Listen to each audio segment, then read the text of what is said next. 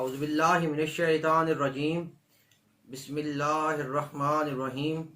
हम्दो सना है रब्बे कायनात की और दुरूदो सलाम हो मोहम्मद व आले मोहम्मद अलैहिस्सलातु वस्सलाम पर। बाब अली के नाज़रीन, अस्सलामु अलैकुम व रहमतुल्लाहि व बरकातुहू।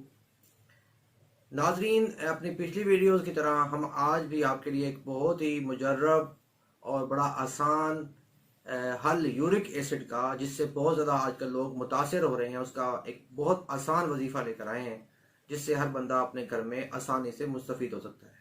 नाज़रीन, हमारी वीडियो को देखने से पहले हमारे चैनल को सब्सक्राइब कर लें और हमारी वीडियो को लाइक और शेयर ज़रूर कीजिएगा।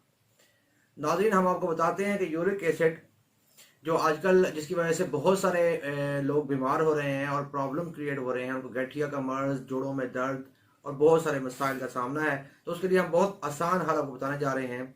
तो सादा पानी जो आम घरों में आप यूज़ करते हैं, उस पानी को आप बॉयल करके रख लें थर्मस में, और नीम गर्म पानी पर ला इलाहा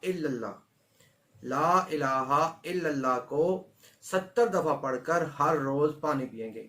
ये अमल 41 दिन करेंगे तो अल्लाह ताला मोहम्मद वाले मोहम्मद के सदक़े में इस कलमा की बरकत से उस मरीज़ को शिफाए कामिला अता फरमाएगा और वो यूरिक एसिड से हमेशा के लिए निजात पा जाएगा। तो नाज़रीन, पहले ये आप ये जान लें कि वो मर्ज जिस्मानी हो, मतलब जन्नाती या जादुई वजह से, जादू की वजह से वो मसला नहीं होना चाहिए। इस मसले से खुद से जानकारी के लिए आपको हमारी पिछली वीडियो, जिसका मैं लिंक आपको डिस्क्रिप्शन में दे दूंगा, उसको देख लें। वह तशखीस का एक तरीका है, बड़ा आसान सा मैंने बताया हुआ है, तो उस तरीके से तशखीस कर लें। अगर जिस्मानी बीमारी होगी तो आप आसानी से इस अमल के ज़रिए निजात पा जाएंगे। नाज़रीन, वस्सलामु अलैकुम व रहमतुल्लाहि व बरकातुहू।